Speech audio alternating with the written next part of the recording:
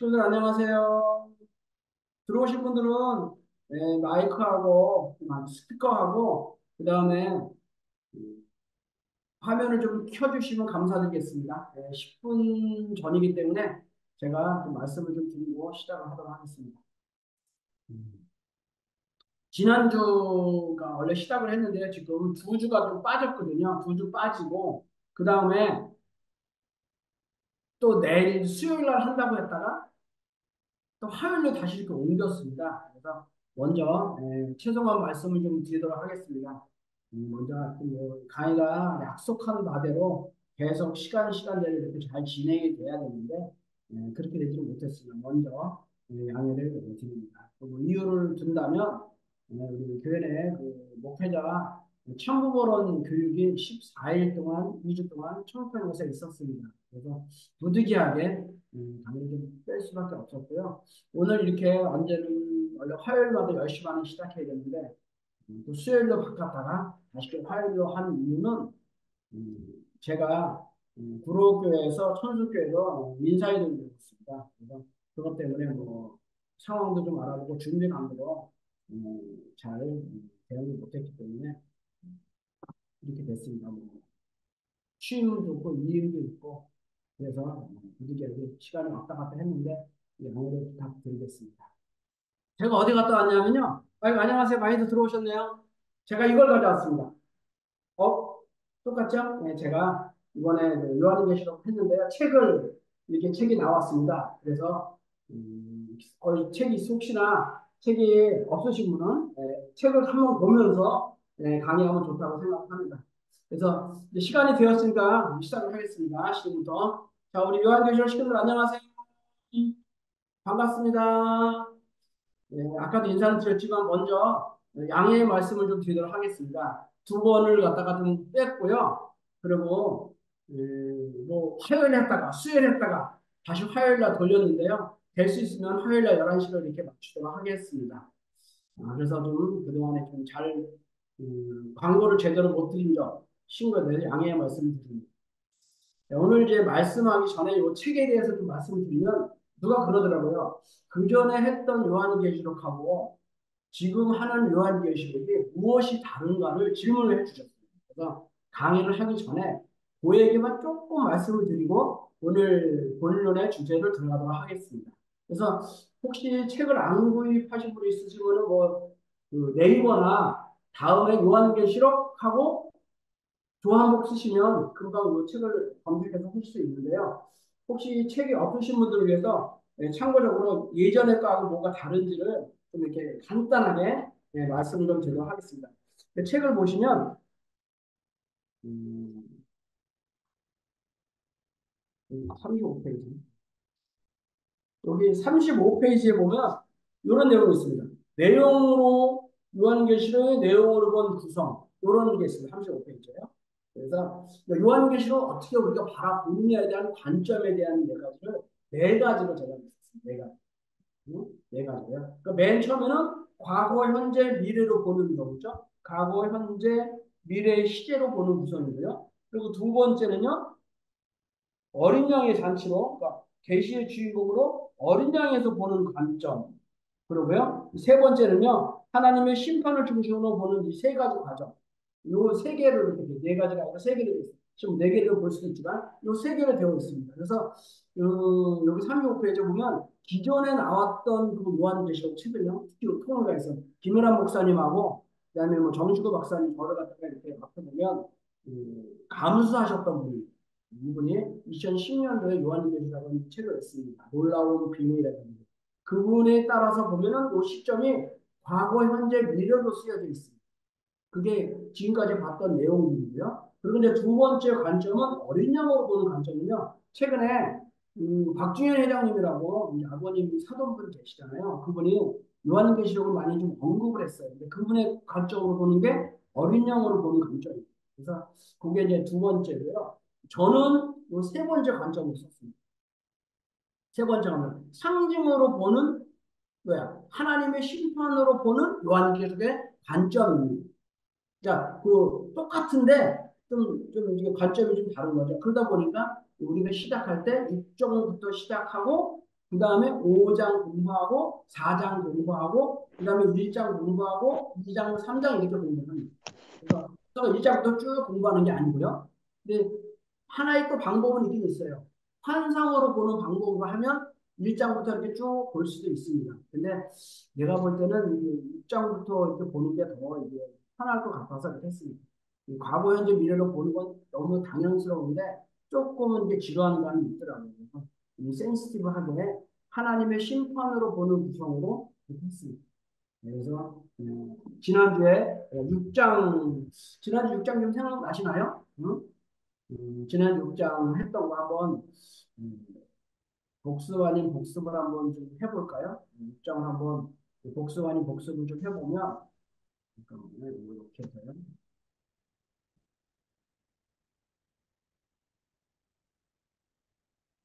지난번에 6장 하면 요거는 좀 보셔야 되니까 자 이제 제가 이거 좀 많이 좀 안 되고 이렇게 해서 이거는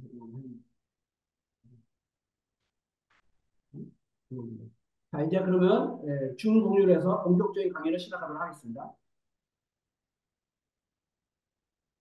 이거하고 요거하고 요거요.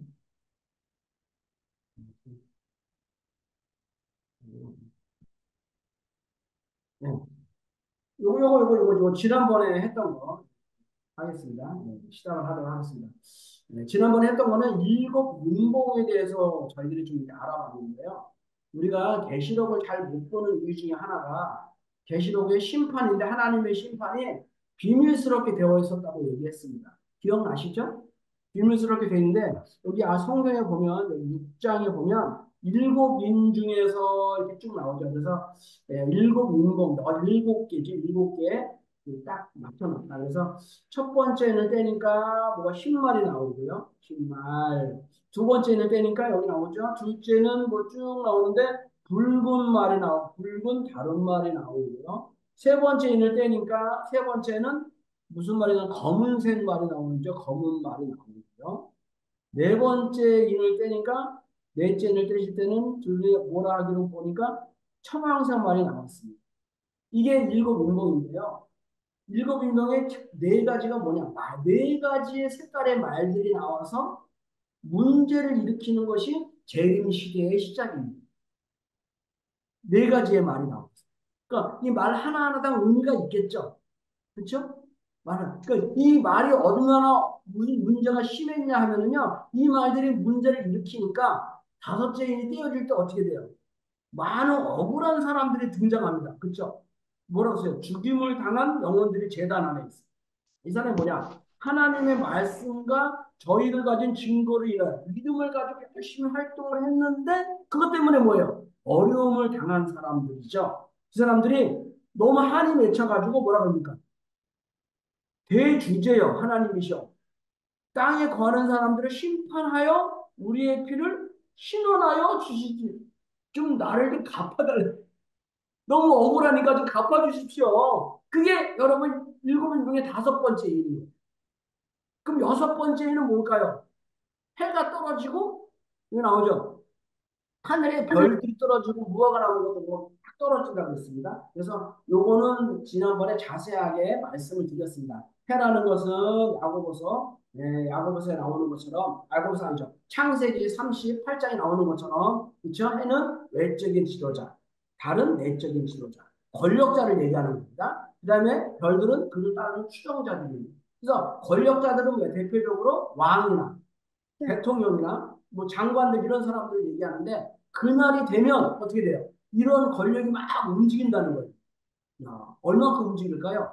가정에서의 자리가 흔들리게 되면 요한계시록은 가정을 위한 계시록이죠.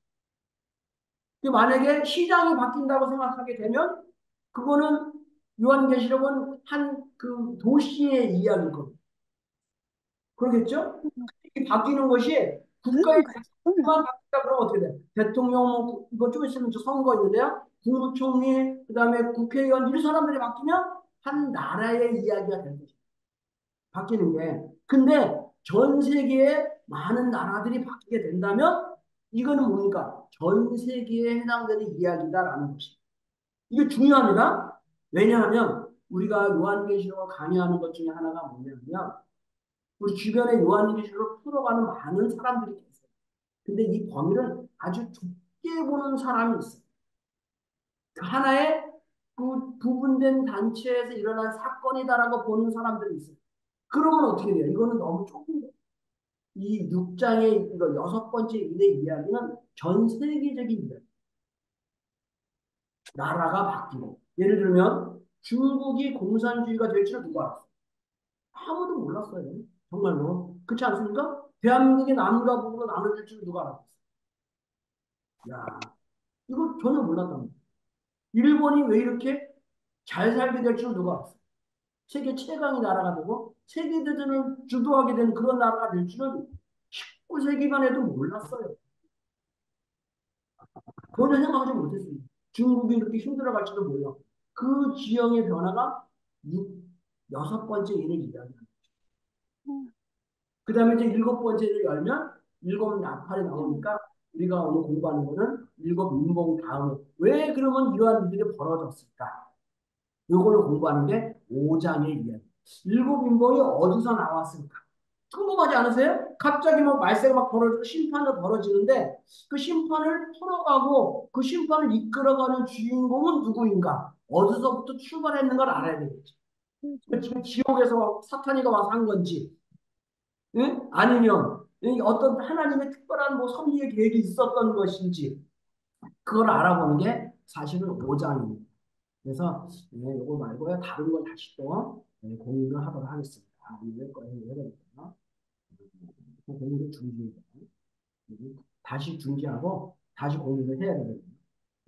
이게 좀 복잡하게 됩니다.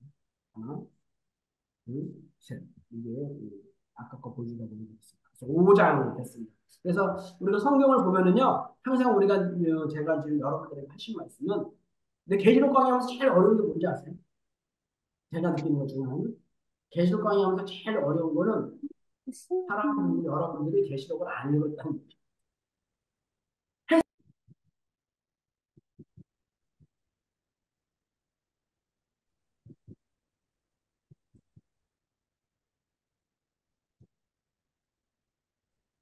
이렇게 되면 안 돼요. 이제 들리나요? 그동안 안 들렸죠? 자, 이제 5장 다시 하겠습니다. 자, 5장. 자, 5장. 자, 계시록 5장을 하면요. 벌써 이제 5절부터 한번 읽어보도록, 본문의 이야기를 읽어보도록 하겠습니다. 자, 5강, 계시록 5장. 주제는 뭡니까? 어린 양의 등장. 어린 양은 메시아고요. 재림주입니다. 여기서거든요. 5장 1절 한번 제가 읽어보겠습니다. 내가 보매 보좌에 앉으시되 오른손에 두루마리가 있는데 안팎으로 썼고 일곱 인으로 봉하였다. 그렇죠. 보좌에 앉은 분이 일곱 인을 써서 뭐 줬어요. 또 보매 힘 있는 천사가 큰 음성으로 외치기를 누가 그 두루마리를 펴며 인을 떼기에 합당하냐? 이게 물어봤습니다. 그렇죠. 그랬더니 3절 하늘 위에나 땅 위에나 땅 아래나 능히 그 두루마리를 펴거나 보거나 할 자가 없더라. 그렇죠? 4절 그 두루마기를 펴거나 보거나 할 리가 합당한 자가 보이지 아니하니로 내가 크게 울었더니 장로 중에 한 사람이 내게 말하다 울지 마라. 유다 지파의 사자 다윗의 뿌리가 이기었으니 그 두루머리와 일곱 인을 떼시리라 하더라. 우리 본문의 내용을 다시 한번 좀 살펴보면요. 보좌에 앉으시는 누굴까요? 하나님이죠. 하나님. 하나님의 오른손에 뭐가 있는 거예요? 두루마리. 두루마리는 뭐냐면 성경입니다. 성경을 옛날에는 다 알다시피 뭐 양피지 같은 거를 이렇게 썼기 때문에 줄줄줄줄 말아서 이렇게 쓰고 그래서 두루마리라고 합니다. 책인데요. 근데 두루마리 썼는데 안팎으로 썼어요. 그렇죠? 하여튼 지난번에 얘기했습니다. 그래서 이걸 뭔가 좀 풀어야 되는데 인을 떼야 되는데 뗄 사람이 없었는데 여기 써 있죠. 하늘 위에나 하늘 위에라는 얘기는 뭐예요? 영적인 존재를 이야기하고 땅 아래나 땅 위에나 땅 아래에 이거 조금 이게 3층짜리 옛날에 사고방식이 있습니다. 여러분 그런 생각 안 해요? 땅 위에는 뭐고 땅 아래는 뭐고 땅 아래에 누가 사람 살고 있나요? 요것도 나중에 공부할 수 있는 좋은 기회가 됩니다. 그 시대의 사람들이 우주를 어떻게 생각했는가라고 생각할 수 있어요. 요거에 비춰보면은 창세기에 보면 하늘 위에 또 하늘이 있다는 얘기가 나오죠. 여기는 땅 위인데 땅 아래가 또 있어요. 지하에 사는 사람이 있는 건 아닐 텐데. 하여튼 그렇습니다. 하여튼 이건 뭐냐? 어디를 가든지 없었다. 이런 얘기입니다. 이게 자꾸 끊기네요. 이게 참 어렵네요. 얼굴이 안 보이게 됐어요. 여기가 조금 네트워크 사정이 안 좋습니다. 그러다 보니까 이런 얼굴이 좀 안 보이는데 말소리만 들어야 되는 인터넷이 되나요? 음, 인터넷은 되는데 전동은 되고 있네요. 이것도 안 되는데 얼굴이 안 떠서 얼굴이 안 뜨네요. 걱정이네요. 그럼 말소리만 들어오셔야 되는데 이게 왜 자꾸 또 말소리? 음,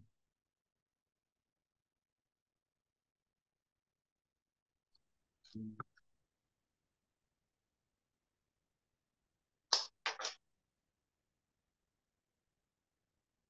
잠깐만요. 얼굴을 한번 또 보여드리고 다시 한번.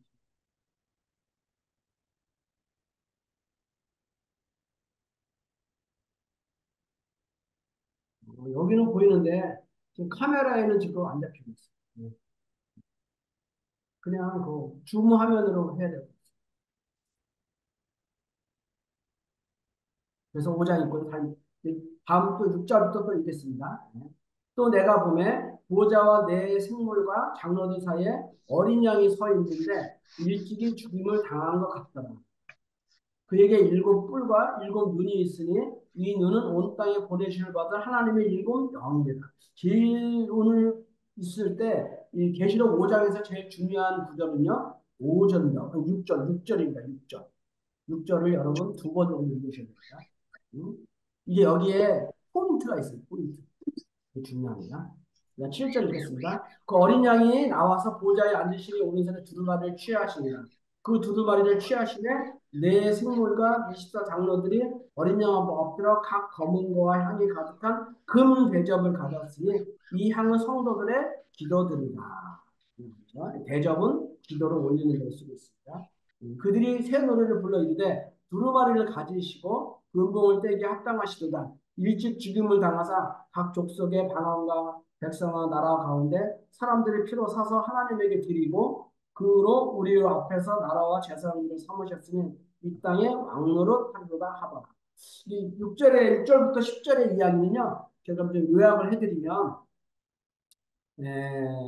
여러분 그냥 이거 공유하는 마지막에 제 얼굴이 안 나오니까 얼굴 나오게 그냥 할게요. 그러면서 이게 안 하는 게 나을 것 그렇죠? 그리고 제가 이거 보면 되니까 상관은 없습니다. 그래서 5장의 그 이야기는 내 생물들이 나오고요. 하여튼 어떤 등장해서 풀 수 있는 단서를 제공해 주는 게 6절입니다. 그러니까 7절은요. 뭐 손을 두루마리가 있는데 아까 얘기했잖아요. 뭐 유다 지파의 사자가 풀어놨으니까 뭐 신나가지고 뭐 기도도 올리고 뭐 이런 얘기입니다. 그래서 9절은 새 노래가 나오고요. 새 노래는 이제 새 말씀이 노래라는 게 되게 중요합니다. 다음에 또 얘기하겠습니다. 그래서 하나님 앞에 제사랑하리라. 마지막으로 읽겠습니다. 마지막 14절까지 있습니다. 또 읽겠습니다. 내가 또 보고 들으매 보좌와 생물들과 장로들에게 둘러서 많은 천사의 음성이 있으니 그 수가 만마이어 천천이다. 이게 만마이라는 얘기는 뭐냐면요. 그 당시에는 만 위의 수는 없습니다. 우리 식구들 여기 계신 분들 질문 하나 할게요. 우리가 세는 것 중에서 제일 큰 수가 뭐죠? 억조, 억조 경이죠. 여러분 경단에 무슨 수가 있는지 아세요? 잘 모를걸요? 아시는 분들 있죠? 네? 경담엔 해가 있다고 그러고요. 그 뒤에도 이렇게 많이 좀 있습니다. 그래서 그때는 만이 가장 큰 수이기 때문에 만에 만이면 엄청나게 큰 수입니다. 네. 그 음성으로 이르되 12절 죽임을 당하시니 어린 양의 능력과 부와 지혜와 힘과 존귀와 영광과 찬몇 개입니까? 능력 하나, 부, 둘, 지혜, 셋, 힘, 넷, 존귀, 다섯, 영광, 여섯, 찬송, 일곱. 야, 여러분, 실수는 중요하겠죠. 의도적인 거. 실수로 능력과 하나님의 모습을 보여줬다는 얘기입니다. 13절. 내가 또 누리니 하늘 위에나 땅 위에나 땅 아래나 바다나 그 가운데 모든 생물들 보호자에 앉으신 이에게 어린 양에게 어린 양은 재림주라고 얘기했습니다. 그러니까 5장에 등장하는 이후에 등장하는 어린 양은 재림주고요. 5장 이전에는 예수님 초림주입니다. 똑같은 어린 양이죠. 네. 찬송과 존귀와 영광을 권능을 세속도로 돌릴지어다. 15절, 14절. 내 생문이 이르되 아멘하고 장로들은 엎드려 경배하더라. 뭐 대충 뭐지 5장 얘기는 대충 여러분 잘 아시겠죠? 대충 5장 얘기는 이제 대충 아세요. 여러분 강의하는 다 갖고 있으시고 이제 성경도 있으시니까 한 번씩 이제 좀 얘기를 좀 해볼까요? 좀 보면 어떻게 이제 이어가는지 여기 나오죠. 두루마리라는 거는 성경이라고 그랬는데 하늘 위에나 땅 위에도 없다라고 하는 얘기는 뭡니까? 이 성경은요 지상의 능력으로 이렇게 풀어갈 수 있는 건 아니에요. 이렇게 쭉 볼게요. 이걸 좀 하나만 공유해서 보면 제 얼굴 안 나오니까 나오는데 여러분 성경 있으면 옆에 보시고 같이 제 해설을 들어보시면 감사하겠습니다. 한마디로 이 성경을 갖다가 본다는 게 참 어려운 것 중에 하나예요. 우리가 보통 기독교인이나 세상 사람들이 지식으로 성경이 풀어진다고 생각하는데 실제는 그렇지 않습니다. 부분적이고 조그만 것들은 우리가 알아갈 수 있어요. 저도 요한계시록을 책을 썼지만 제가 이것을 예? 근본적으로 계시를 받아가지고 그렇게 쓴 게 아닙니다. 이 계시록을 쓰거나 알려면요 첫 번째로 뭐가 있어야 됩니다. 이 원리가 있지 않으면 이걸 도저히 볼 수가 없어요. 그게 첫 번째입니다. 원리를 알아야 되는 게 첫 번째고요. 두 번째는 원리를 알았다고 해서도 이게 잘 풀려지는 게 아닙니다. 누군가가 이것을 갖다가 계시를 받아서 근본적인 것을 풀어놔야 됩니다. 그분이 누굽니까? 제 계시록 처음에 썼습니다. 우리 맨 처음에 나왔던 1990년에 김일환 목사님이 처음에 쓴 거예요. 근데 그분의 입장은 이 기독교인에게 해설을 하려고 쓴 것이 아니라 너무 기뻐가지고 요한계시록의 진실을 알리고 우리 부모님을 예찬하다 보니까 세상에서는 관심이 없어요. 그래서 제가 이걸 다시 세상에 관심 있게끔 왜요? 작은 지식으로 이렇게 재출발하는 다시 알기 쉽게 해석을 하는 겁니다. 그래서 원래 이 말씀이나 이런 것들은 계시를 받아서 쓴다라는 그런 게 있어요. 그렇기 때문에 이 새로운 말씀을 받았다고 하는 사람들은 자부심이 대단합니다. 우리도 그렇잖아요. 원래 들으면 원래에 대한 자부심이 대단하잖아요. 원리만 이 세상을 가져가는 이런 게 있잖아요. 그런 것처럼 우리 교회가 안에 다른 교파들도 그런 거 갖고 있는 거예요. 왜냐? 그거에 근거를 제시해 주는 게 뭐예요? 땅 위에나 땅에나 아무도 없다는 거예요. 볼 사람이 그런 얘기입니다. 근데 누가 풀었냐? 여기 나오죠. 유다 지파의 사자 다윗의 피가 5절에 나오죠. 유다 지파의 사자 다윗이 풀어. 왜 유다 지파일까요? 나오죠. 여러분 다말과 연관이 있어서 유다 지파의 사자라는 말은 그거는 정통성이 있는 구약의 중심 섭리를 중심 삼고 오시는 분이시다. 그게 이제 마태복음에 잘 기록되어 있습니다. 1장에 족보로. 그래서 그분은 누굽니까? 예수 그리스도다. 메시아는 다윗의 뿌리라고 하면서 유다 지파의 사자라는 말입니다. 그걸 또 다른 말입니다. 그래서 이제 5장을 보겠습니다. 5장은 뭐 그렇게 특별한 거는 큰 건 없습니다. 6절부터가 참 중요합니다. 6절이 뭘 중요하냐? 내생물이 등장합니다. 내생물. 그러니까 그 전부터 그러니까 내생물이 뭐냐면 하나님 앞에 두 존재가 있어요. 두 존재. 계시록에는 두 존재가 있습니다. 하늘 앞에 어떤 존재가 있냐면요. 우리가 흔히 많이 얘기하는 여기 나오죠. 몇 절입니까? 8절에 나오는 24장로가 나옵니다. 그렇죠? 8절에 보면 24장로가 나오죠. 12장로인데 곱하기 2에서 하늘과 땅을 얘기해서 뭐 그런 뜻인지 아니면 더 강조하는 법인지는 그거는 잘 모르지만 그건 어떤 의도인지는 모르지만 저는 그래요. 하늘과 땅을 상징해서 24라고 썼던 것 같아요. 그렇게 우리가 얘기하는 24장로 땅이잖아. 땅에서 있는 사람, 땅을 대표하는 사람이에요. 그러면 이 하나님이 볼 때 하늘을 대표하는 하늘이 만들어낸 피조물을 대표하는 존재가 내 존재랍니다.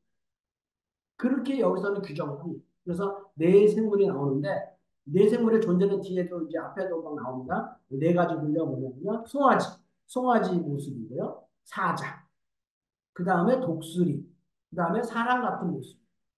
그걸 갖다가 이제 어거스틴은 그 사복음서라고 얘기하는 경우도 있습니다.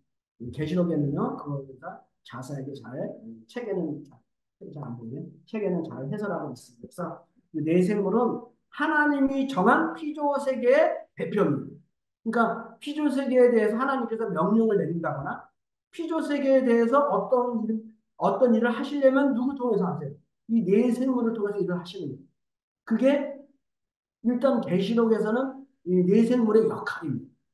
왜 이걸 만들었는지는 저는 몰라요. 그냥 사실은 이때만 등장하는 건 아니고요. 하나님 보좌에 항상 있었습니다. 그래서 다음 거 사단의 편이 나오는 에지가 있어야 되는 거예요.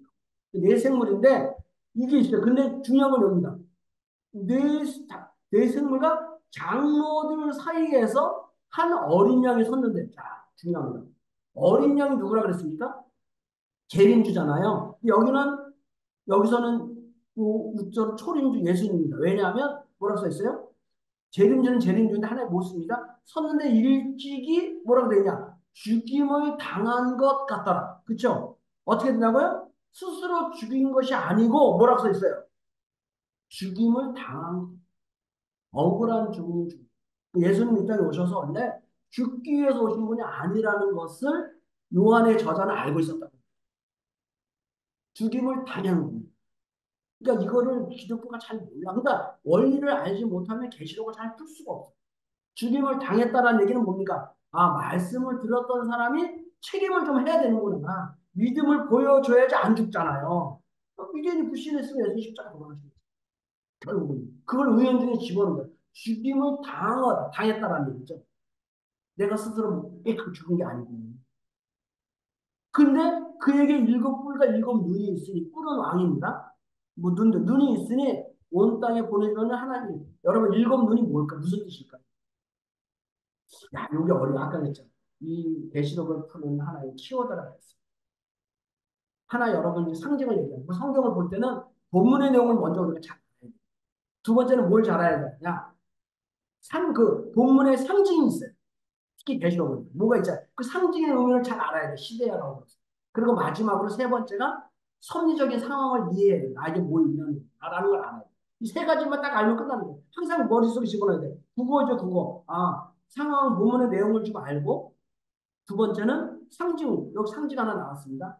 눈이라는 거. 일곱 눈. 하나도 아니고. 여러분, 눈이라는 게 하나만 있으면 뭘 보죠? 평면으로 보이잖아요. 근데 눈이 두 개 있으면 어떻게 보입니까? 입체로 보이죠? 거리를 측정할 수 있습니다. 그러니까 눈이 하나하고 두 개는 완전히 다릅니다. 여러분 자동차에도 두 개를 비추잖아요. 차. 예, 우리에게는 두 눈이 있다라는 건 입체를 볼 수 있는 거거든요. 왜? 보지 못하는 걸 볼 수 있는 게 눈이에요. 근데 하나를 보는 것보다 두 개를 보는 것이 더 확실하게 보이죠. 근데 그거를 일곱 개로 본다고 생각하면 어떻게 되겠어요? 완벽하게 아닙니다. 완벽하게 아닙니다. 숨길 것이 없는 그게 일곱 눈의 표현이에요. 그래서 일곱 눈은 뭐냐? 이 보고 알고 있는 게 뭐다고요? 이 땅에 보내실 것 하나님의 일곱 영이다 이거예요. 그러니까 우리가 뭘 알고 이해하고 그런 것이 뭐예요? 영이라는 존재에 대해 설명하는데 영이 어떤 존재입니까? 라고 생각하는 첫 번째가 뭐예요? 눈과 같은 역할을 한다라는 것입니다. 영은 보이지 않아서 잘 모르잖아요. 그렇지만 보이지 않지만 모든 걸 다 알고 있다라는 얘기입니다. 왜? 하나로 보면 평면이지만 두 개로 보면 있지. 세 개를 보면 뭐겠습니까? 뭐 보이지 않는 뭘 또 보겠죠? 네 개를 보면요. 또 되니까요. 다섯 개를 보면요. 여섯 개를 보면요. 야, 이거는 감출 수 있는 게 없는. 그게 여러분 일곱 눈이고 일곱 영. 하나님 앞에서는 우리가 아무리 숨길라 해도 숨길 수 아무리 감추려고 해도 감출 수 있는 거예요. 일곱 눈으로 바라보고 있습니다. 그러니까 그림자가 없어요. 우리가 그 조명하는 사람들한테 얘기를 좀 들어보면요. 항상 조명을 비추게 되면 저도 지금 조명 비추고 있는데 그림자가 생기거든요. 근데 그림자가 안 생기려면 어떻게 돼요? 조명을 갖다가 최소한 4개 정도로 써야 된다고. 왜냐? 그림자를 없애는 걸 또 그림자를 없애요. 그러니까 화면이 밝고 잘 나오기 위해서는 우리 그런 생각하잖아요. 아, 카메라가 좋아야 돼. 다른 생각하잖아요. 사실은 그거는 아마추어예요. 화면이 밝고 깨끗하게 나오려면 조명이 좋아야 돼. 그래서 뭐 뒤에서 사람이 뭐 무대 같은 거 하루 종일 이렇게 반사판을 들고 서 있는 사람도 있어요. 반사판. 왜? 빛이 잘 비칠 수 있도록. 그겁니다. 예, 그러니까 모든 건 다 하나님 일곱입니다. 그건 잘 알아두시길 바랍니다. 그쵸? 그 다음에, 알 수 있는 게 또 뭡니까? 예, 돈의 오른손에 두루마리가 있습니다. 그 오른손의 두루마리는 무슨 뜻일까요? 오른손. 그 왼손하고 오른손이 있는데 자꾸 그 뭐라 그럴까요? 그 여기서는 이 요한계시록이나 이 성경에는요 자꾸 오른손하고 왼손을 따져. 오른편 강도 왼편 강도 그렇죠. 오른편 강도는 우익이고 왼편 강도는 좌익이다. 요새는 우익과 좌익이 첨예하게 싸워가지고 서로의 가치관이 다른데 그런 것처럼 그래서 오른손은 가장 가깝다라는 믿을 수 있다라는 그런 표현입니다. 그래서 오른손에 두루마리가 있었다. 이런 표현을 씁니다. 오른손에 두루마리가 있었죠. 예전에. 그렇죠? 그 다음에는 오정에 있었다가 오른손에 책을 오른손에 책을 이렇게 내가 가져 취했던 얘기는 뭡니까? 그 내용을 내가 이해했어. 그러다 보니까 이제 그 다음에 나오는 거예요. 이제 기도가 나오죠. 기도. 기도. 하나님의 역사하심의 방법 중 하나입니다. 하나님의 역사하심의 방법 중 하나는 기도로 시작하는 거예요. 우리가 기도하지 않으면 하나님은 움직이지 않습니다. 특히 요한계시록은요 철저하게 그렇게 되어 있습니다. 하나님이 내가 원해서 하나님 뜻을 이루는데 원해서 이게 막 섭리를 막 하는 게 아니에요. 자기 마음대로 막 하는 게 아닙니다. 섭리를 하기 위해서는 꼭 뭐가 있어야 돼요? 기도가 있는 거예요. 하나님 저의 신음을 해내 주십시오. 그런 게 항상 나와. 그래서 이 기도가 나오는데 기도는 어떻게 돼? 향이 가득한 뭐야? 금 대접. 대접은 얼찍하잖아요. 이렇게. 얼찍하잖아요. 예? 금 대접. 그것도 보통 사기가 아니고, 예? 유리가 아니고 뭐야? 아주 귀하고 영원한. 그러니까 하나님은 일을 행하는데 인간들에 대해서 귀중하고 원하는 것들을 들어주는 입장입니다. 야, 그래서 나오는 그리고 이제 검은고가 나오고요. 검은고는 찬양하는 거니까 항상 그 하나님 앞에 우리가 참 이런 거 있어요. 하나님은 어떤 분이냐라고 얘기하면 거룩하고 존귀하고 뭐 엄숙한 분이다라고 알죠. 거룩하는 딱 이러고 있어야 돼. 거룩 이러고 있어야 되잖아요. 근데 꼭 성경에는 뭐가 나오냐면 검은고가 나와. 찬양이 나오고 왜? 하나님은요 사랑의 하나님이에요. 부드러워요. 항상 노래와 뭐 이런 게 세상에서는 감은 아니지만 항상 노래 부르고 뭐 이런 즐거운 것가 있어요. 그게 우리가 하나님을 접근하는 방법 중에 하나예요. 그래서 내가 찬양을 하면 우리가 하나님을 은혜 받잖아요. 요즘은 천시만 기도하고 은혜 받는 게 왜 은혜 받습니까? 하나님은 그런 분이니까. 그래서 검은 거가 나옵니다. 하나님도 우리에게 감정이 있고 공감이 있는 분이시죠. 그 다음에 연기가 쫙 올라가는 거는 하나님의 그 위대한 모습들이 나오고요. 그 다음에 이제 뭐 새 노래를 하여 새 노래. 야, 여기 새 노래가 참 중요해요. 노래라는 게 뭘까라고 생각해 보니까 우리가 처음에 세상에서 말이 나오거나 그러잖아요. 이게 참 이게 글로 기록된다는 게 중요한데 옛날에는 이 기록이라는 게 되게 쉽지 않았습니다. 그러기 좀 쉽지 않았는데 기록의 그 첫 번째는 나의 걸 시를 기록했습니다. 처음에. 그래서 그 고고학이 많이 발전하기 전까지만 해도요. 가장 오래된 시는요. 출애굽기 3장 15절 3장에 나오는 출애굽을 하고 나서 모세의 노래를 불렀어요. 거기 모세에 있는 사람들이. 그 노래가 나옵니다. 거기에 가장 오래된 시라고 생각했어요. 시가 쫙 나오고 있거든요. 근데 요즘에는 공학 발전에 의해서 그 전에도 시를 했다라는 그런 공학적 그게 나오긴 하지만요. 시가 이렇게 나오고 있습니다. 그래서 시가 있고요. 그 시는 또 우리가 쓰는 수필하고는 좀 다릅니다. 예, 나의 그런 보이지 못하는 감정을 담잖아요. 근데 시보다도 더 한 단계 발전한 게 뭐예요? 이게 노래. 왜 시는 음률이 없지만 노래는 똑같은 말을 해도 높고 낮음이 있잖아요. 높을 수도 있고 낮을 수도 있고 음정 고조가 있거든요. 그 다음에 장단이 있잖아요. 그러니까 이 노래라는 것은 뭐예요? 논리적인 것도 표현하지만 또 모두 표현합니까? 우리의 마음과 감정을 또 표현할 수 있는 한 단계 더 넘어가면 심정을 표현할 수 있는 언어다라고 얘기합니다. 그게 노래입니다. 근데 그 노래가 새 노래다, 이 새 노래. 야, 그렇죠. 새 노래로 노래하여 가는 책을 가지고 인공을 떼게 합당하시도다. 일찍 죽음을 당하사 다시 한번 또 당하사라고 하는 거죠. 죽음을 당한 겁니다. 스스로 죽은 게 아닙니다. 죽음을 당하사 각 족속의 방언과 나라와 가운데 사람들의 피로 사서 하나님 또 나오죠. 이 범위가 나옵니다. 각 족속의 방언과 백성과 나라 가운데서 이 방언이라는 얘기는 언어예요. 우리가 사투리가 아닙니다. 각 나라의 언어를 방언이라고 했어요. 그러니까 우리나라하고 옆에 일본하고 노래가 언어가 다르잖아요. 그러면 방언입니다.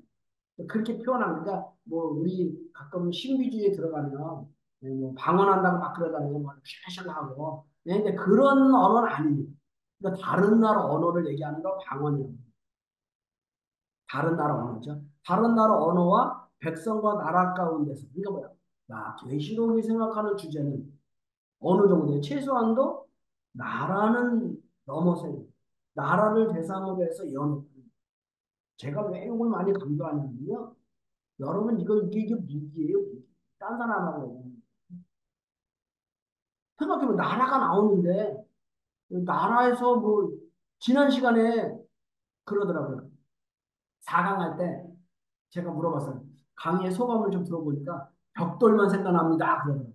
여러분 벽돌 생각나세요? 그래서 내가 쇼크 받았어. 아니 나는 벽돌 얘기하려고 그게 아닌데 아르헨티나에도 저축하려고 벽돌 산다고 그랬잖아요.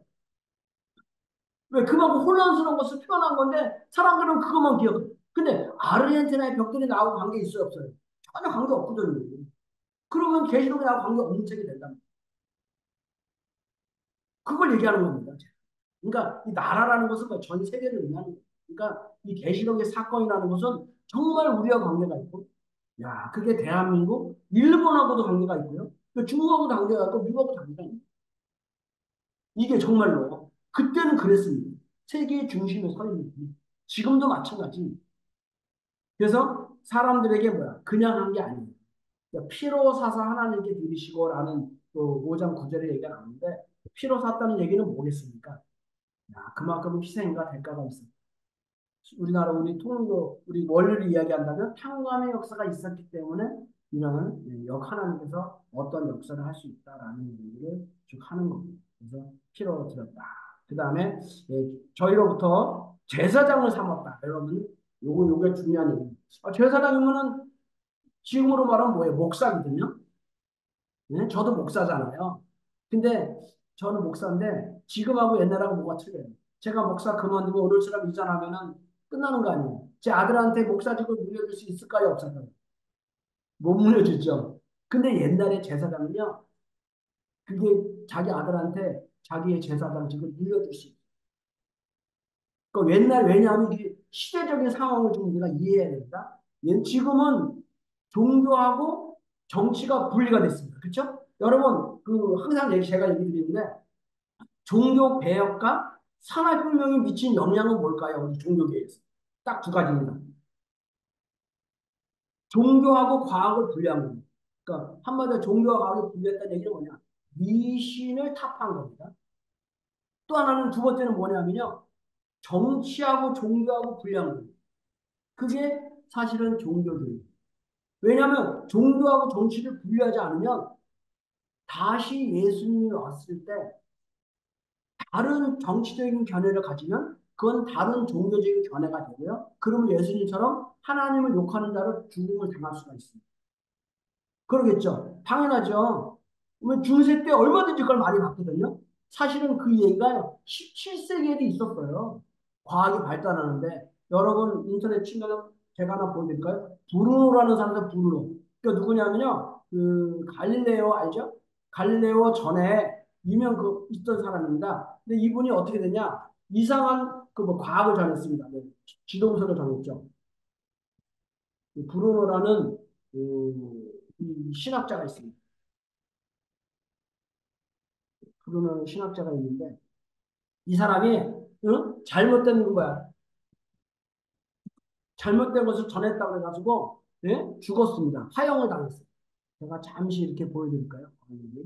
야, 여기 16세기 이탈리아 제가 공유해서 잠깐 보이고 공유를 끄도록 하겠습니다. 여기 인터넷 치시면 나오긴 하는데 제가 보겠습니다. 네. 여기 공유하는 거 공유해서 잠깐 요거 브루노만 하나 보여드리도록 하겠습니다. 공유. 자, 여기 나오죠. 이 사람입니다. 동의되죠? 이 사람이 그냥 브루노 기념입니다. 로마의 중심가에 딱 있어요. 응? 여기, 딱 있습니다. 브루노 하나고요. 생애가 16세기인데, 이 사람이 뭐냐? 죽었어요. 화형당했어, 화형. 딱 국가 위에, 여기 나오죠. 외계의 생명체 브루노 우주론자, 지오르다노 브루노, 수도사요, 사제의 화형. 이겠습니다. 아, 잡혔어요. 껐습니다. 이거 뭘 저랬다고? 우주에 뭐 이상한 존재가 있다고, 우주인이 있다고, 우주는 광활하고 크고, 지구는 둥그란데 이거 얘기했다고 해서 이렇게 된 거예요.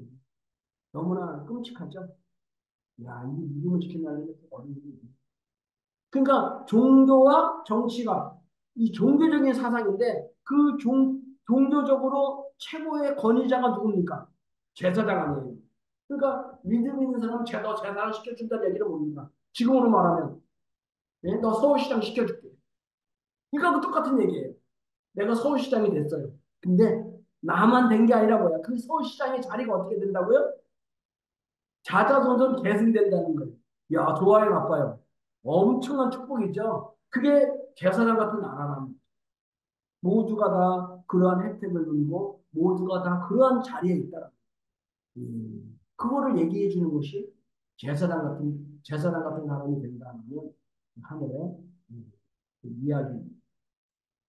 제사장이 된다. 그렇죠? 그런 얘기 나오고 와당에서 왕노릇 한다. 그래서 천천만만이 나오는 것이야. 그러니까 막 존귀와 영광을 하니까 하나님한테 당연하게 어떻게 됩니까? 아, 은혜를 구할 수밖에 없죠. 가장 영향력이 크다라는 얘기죠. 그래서 대충 5장의 이야기를 우리가 읽어보면 자 이제 이야기 좀 들어봤습니다. 자, 그렇죠? 5장에 다시 한번 5장의 그 전체적인 내용을 좀 알려드리면 참 이 5장을 풀어갈 수 있는 사람은 아무도 없었어요. 근데 5장이라는 그 일곱인이 어디서 나온 겁니까? 일곱인이 어디서 나왔냐? 하나님의 보좌로부터 나왔다는 사실입니다. 이게 세상에서 나온 게 아니라 하나님의 보좌로부터 나온 거예요. 이 재림 시대를 만들기 위해서. 그랬더니 하나님의 의도한 섭리다라는 거예요. 갑자기 나온 게 아니라. 그러니까 참 안타까운 중에 하나인데 우리는 그래. 하나님은 전지전능하시고 하나님 항상 선하신 분이기 때문에 좋은 일만 하실 거라고 생각하는데 사실은 그렇지 않습니다. 가끔마다 이렇게 나쁜 일을 하세요. 왜 이렇게 세상이 흘러가는 겁니까? 누구 때문이에요? 하나님 때문이에요, 보면요. 그렇지 않습니까? 하나님이 다 유시더라고. 근데 사실은 하나님 때문이 아니고 타락 때문이죠. 근데 그것을 수습하기 위해서는 어쩔 수 없는 이러한 과정이 필요한 것입니다. 그걸 얘기하시는 게 하나님 보좌로 나왔다는 거에서 나왔는데 이 책을 해결해야지만이 오늘의 어려운 문제를 다 풀어갈 수 있는데 어느 누구도 풀 수가 없었다. 근데 누가 풀었다고요? 어린 양이 다르지. 근데 어떻게 푸냐? 일곱 영으로 푼다. 일곱 눈으로 보고. 좀 합리적이죠, 되게? 합리적인 거예요. 그러니까 합리적 일곱 눈으로 봐서 풀었다. 그래서 그 풀으니까 너무나 기뻐가지고 그 푸른 배경에 기도도 있고 노래도 부르고 뭐 여러 가지 것들이 있는 거예요. 그래서 푸는 겁니다. 그래서 자 이제 시간이 많이 안 왔기 때문에 정리를 하겠습니다. 가장 중요한 거. 결국은 5장에 대한 내용을 갖다가 정리해보겠습니다. 8가지의 정리를 좀 하려고 하는데요. 거기에 쭉 나와 있죠. 여러분 강의 안에 나와 있습니다. 5장에서 이루어진 섭리에서 강의 안을 보시면서 같이 보시면 됩니다. 그래서 첫 번째가 뭡니까? 섭리를 진행시키기 위해서는 두루마리 책을 풀어야 됩니다. 그래서 비밀을 먼저 알아야 돼요. 그러니까 두루마리의 책을 푼다는 얘기는 뭐냐면 섭리가 진행되어진다라는 걸 얘기하는 거예요. 알아야지 이게 지나갔는지 안 지나갔는지 알잖아요. 왜 대시험 왜 배웁니까? 그냥 뭐 신기한 것 같아서, 재미있는 것 같아서. 그게 아니라, 하늘의 섭리를 알기 위해서. 사실은 좀 지나가기는 많이 지나갔죠.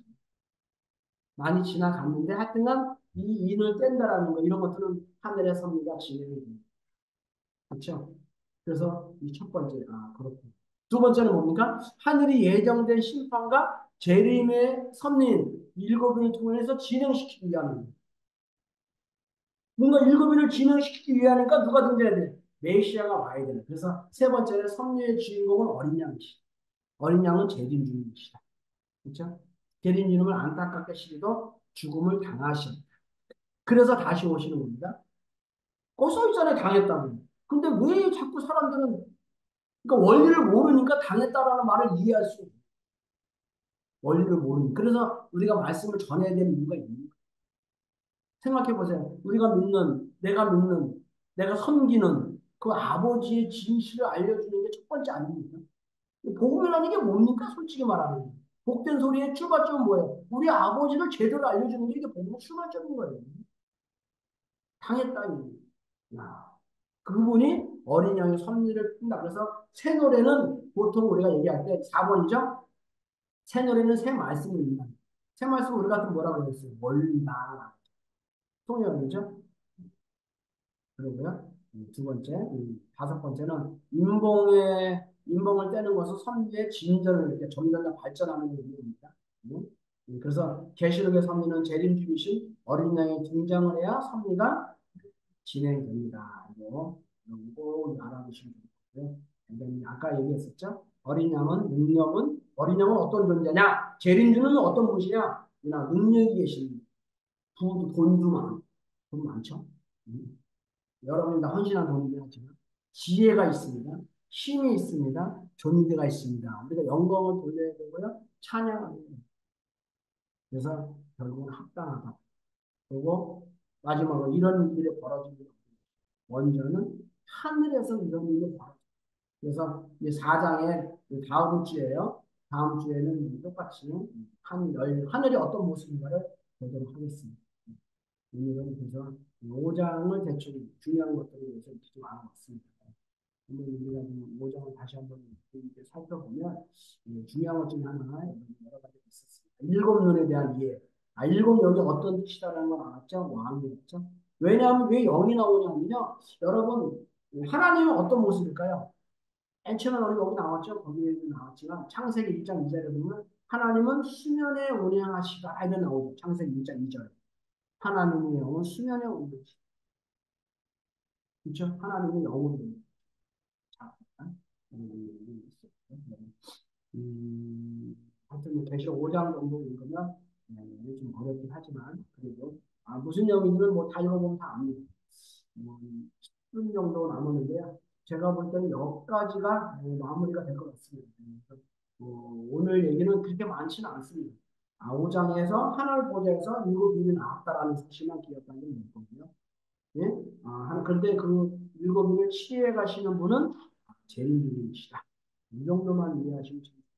그래서 왜냐하면 자꾸만 접해야지 이 계시록이 내 거가 됩니다. 오늘은 그거고 그 내용들이 옆에 이렇게 읽어보시면 이제 여러분들 하나하나 당했다 뭐 이런 원리적인 이해도 있고요. 그다음에 일곱 가지의 경배, 뭐 찬양 이런 같은 많이 알게 됩니다. 뭐 시간이 이렇게 됐는데요. 10분 남았는데 오늘 배우는 것을 질문할 수 있으면 질문이나 이런 뭐 하고 싶은 말씀들을 좀 바꿨어요. 갑자기 해서 좀 죄송하긴 하지만 혹시 질문하실 거 있나요? 아니, 예, 말씀하세요. 저요. 아까 그 재림주님 보내시기 위해서 종교하고 정치가 분립됐다 그러셨나요? 예, 예수님인가요? 그렇죠. 예, 예. 예, 그런데 우리 이제 천일국이 되면은 종교와 정치가 그냥 하나로 생활 맞습니다. 자체가 그렇게 돼야 되는 거죠. 그렇죠. 왜 종교하고 정치가 분리됐을까? 그걸 먼저 생각해야 됩니다. 네. 종교하고 정치가 분리된 이유는 그 당시의 종교는 첫 번째 원리를 모르잖아. 그러니까 말씀을 모르니까 이 지도를 해야 되는데 엉뚱한 지도를 하니까 뭐예요? 오히려 사랑을 전해야 되는 누가? 교황이나 수도사들이 오히려 뭐예요? 잘못된 것을 전한다고 사람을 죽이는. 품어야 되는 사람을 죽이니까 이거는 분리가 될 수밖에 없죠. 근데 지금 이 시대는 합해야 되는 이유는 뭡니까? 하늘의 법이 이제는 합니다. 왜? 솔직히 얘기하면 이거예요. 그 당시에는 종교의 법이 세상의 법보다 레벨이 낮았어요. 그러니까 분리해 살 수 있는 거야. 근데 지금은요, 원리는 세상의 법보다 레벨이 높아. 그러니까 어떻게 돼요? 세상의 법이 원리를 쫓아가야죠. 그래야지 이게 발전하는 거 아니겠어요? 결론은 같습니다. 왜 옛날의 사고방식은 그 과학도 사고방식도 아니고요. 뭐 그런 사고방식 갖고 이 세계를 다스릴 수는 없거든요. 그 하나님께서 깬 거거든요. 이해는 아주 좋은 질문 하셨습니다. 아주 감사합니다.